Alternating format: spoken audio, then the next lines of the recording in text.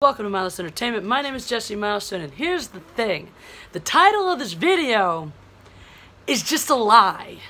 Now y'all be like, oh, it's clickbait, it's click. No, it's not why I made it that. It's not why.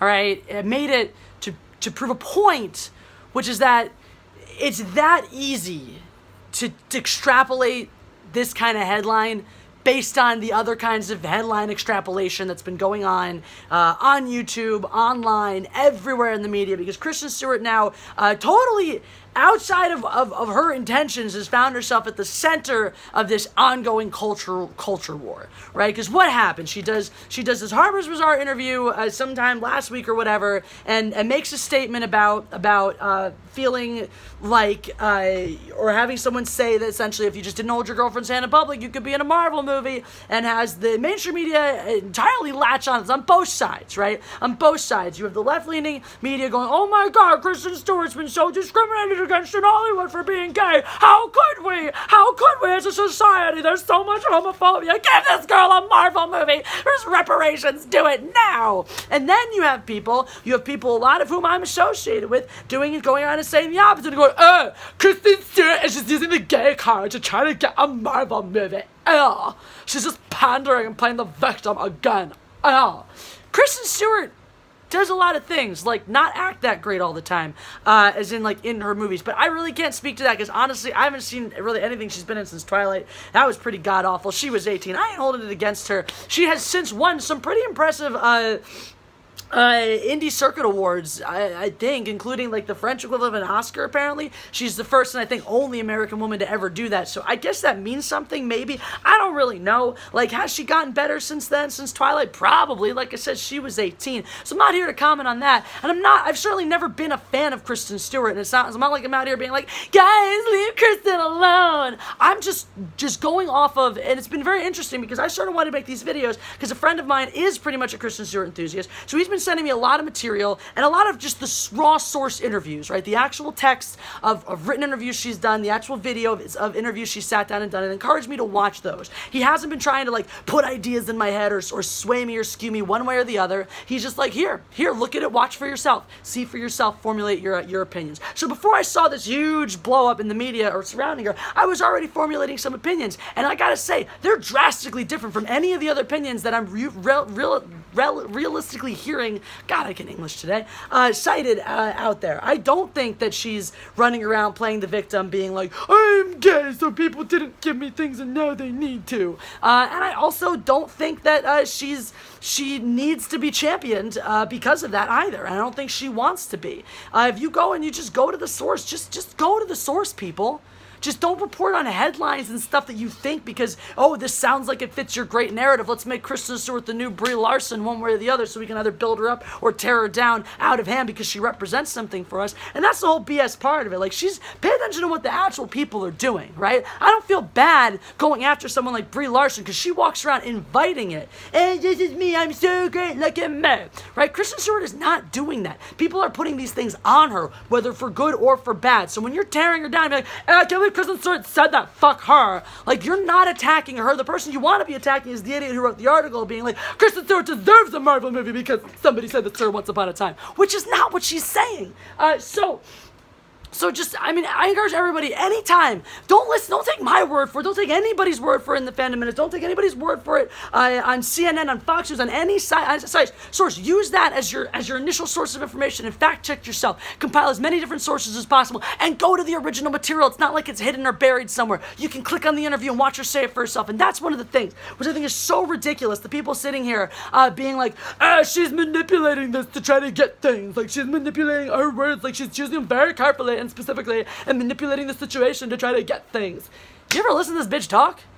I don't think that she could manipulate the situation if she wanted to. Not in that regard. Maybe she sits about and thinks about it on her off time. But this is one of the shyest, most awkward, most honestly atrocious public speakers I have ever seen. Actually makes her kind of endearing. Unlike Brie, who sits there like, hey, my God, I know everything I'm saying important. She is awkward and weird and shy. She trips over her words. She repeats herself. She stutters. This is not some mastermind manipulator going out there being like, I have the world in the palm of my hands. after all the crap blew up with Twilight, the controversy with her and the director Snow and the Huntsman, all that stuff happened, she elected to step out of the spotlight. That was, and you can say like, oh, she couldn't work and she got blackballed and blacklisted. There's really no evidence to suggest that. In fact, the best evidence we have is what she literally says herself about the project she chose to work on. When you have that level of notoriety, let's face it, Twilight did not, even though it catapulted her into the spotlight. I can't English today. Directly into the spotlight. This was not her first rodeo. This was not her first soiree into the limelight by any stretch of the imagination, right? So she has those connections. She comes from a famous family. She has those connections. She has that ability to network and be in stuff if she wants to. She elected to step back and be like, F this nonsense. I got tore apart, in the public eye. Let me just step out of that and do fun projects. And her body of work, why can't I talk today? Supports that statement. It supports that idea that she did this of her own choice. She went and did a bunch of independent films. Most recently, it's a bigger movie, but Sebring, about Joan Sebring, the actor. Seberg, I can't even word. Seberg, about Joan Seberg, the actor, talking about some lesser-known element of her history and whatnot. So I was very, very passionate about. And in the meantime, by the way, and in case it sounds like I'm pitting her as the anti-Brie Larson, it's because I am. You got Brie Larson doing her Captain Marvel movie, like, I'm so impressed because I'm an Oscar, and I'm Captain Marvel, and I directed this movie on a whim, which just dug up some indie screenplay and was like, I'm gonna direct this movie and then also be in it because I'm amazing. Once again, let me star in my own movie, let me direct my own movie. And just do it like overnight because I can. Whereas Kristen Stewart is working on her first feature-length directorial debut for something called project called The Chronology of Water, which is based on an autobiography of a female swimmer, athlete, person that's apparently Kristen Stewart's favorite damn book, and she has been working on the screen. She didn't just take this and be like, I'm gonna star in it. She's like, I will write the screenplay, and she's been working on it for years, making sure she gets it right. I don't know if she intends to star in it as well or not. I hope not. I really think that it's better, especially when you're directing your first project, to not do that, to not wear so many hats. You make a better project out of it. I don't know, but she's planning on starting production work on that next year, so good for her. Actually sitting down and taking a project that's close to her. And when she talks about it, it's not just like Brie Larson being like, I'm so good at everything. It's her literally being like, I'm so lucky that I can't believe I actually get to direct this project on my favorite book. There's a humility there that just doesn't exist in a lot of other Hollywood actresses presentations whatsoever. And I found myself drawn to that, Also, I mean, come on, let's be honest. Since I gave up Ruby Rose as my girl crush when I found out she was a vegan, I need a new one to legitimize myself as, not a woman hater, I guess. And also, so when I want to get cast in things, I can be like, look, I'm a little bit queer. I have a crush on Kristen Stewart. So I'm working on that. I like her with the short hair. I don't know how I feel about her 100%. I still think Ruby Rose is hotter, but I'm working on it. All right, so bear with me as I build up this girl crush to legitimize myself further. Thank you very much.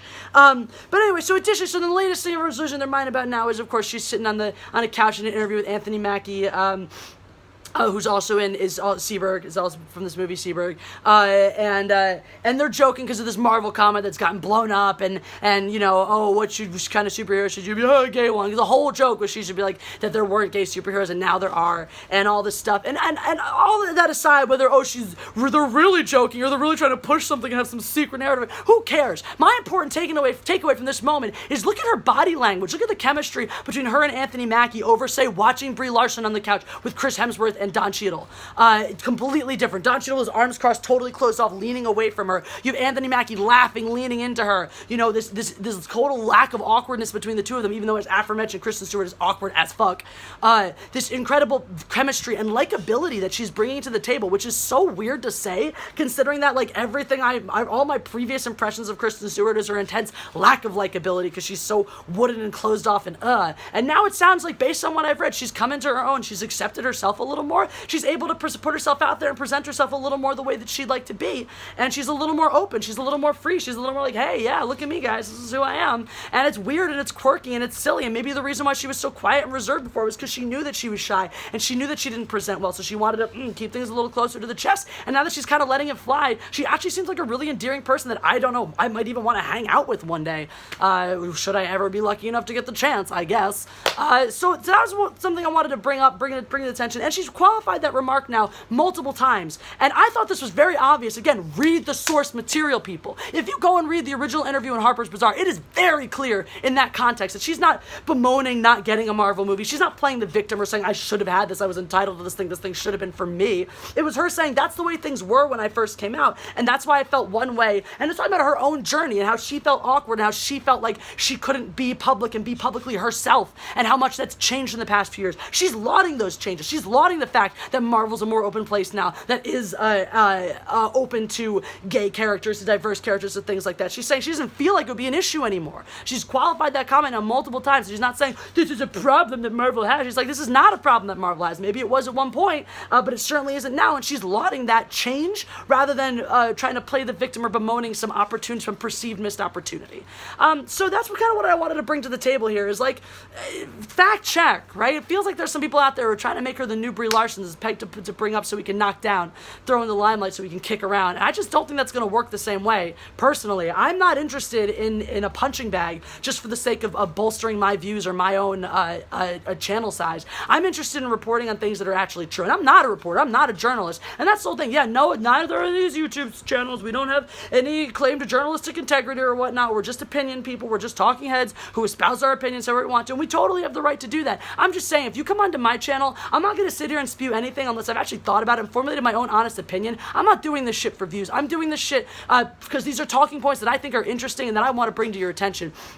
And if I'm ever wrong about something, you call me the F out, and I will, if I think that you're right, or if I didn't do my due diligence or my due research, I will, as I've done in the past, own up to that and say, I'm sorry, I didn't know these things. I said what I had the frame of reference for, these were things I didn't know, and I'm going to own that. I'm not going to be like some people and just double down and be like, well, this was my opinion, I'm sticking to my opinion, because before I even read the article, I just saw the headline, I didn't even look at the interview, and I already created a notion and a stance on it because it fits my narrative. I'm never going to do that to you guys. I don't have a narrative. I don't have an agenda. My agenda is to come out here and yell and wave my hands around and hopefully be entertaining to some of you guys some of the time. So that's what I want to talk about today. If you guys enjoyed this video, go ahead and press that like button. That's what we do on this channel. We believe in freedom. We believe in liberty. We believe in freedom of speech, guns for everybody, and oh yeah, oppression. So do those things. Do those things. Oppress, oppress, oppress. Who do we believe in oppressing? The like button. Not, protected minority groups or anything, because I guess that would be kind of messed up. So yeah, press the like button. In case you haven't heard, guys, I am locked off of Twitter for the next 6 days for sticking up for one of my friends, because apparently that's not cool. Not going around and punching Eagles fans because they did something you found abhorrent is totally fine, but suggesting, not even suggesting, exhibiting thoughts that show that you were thinking bad things on people is not fine. So F you, Twitter. Anyway, click on all the links that are popping up here or will pop up here anytime soon. There's the LA cheesesteak reviews, an amazing show I'm working on with my friends, a bunch of fellow Philly transplants, trying to find a decent cheesesteak in LA and largely failing. Hilarity ensues.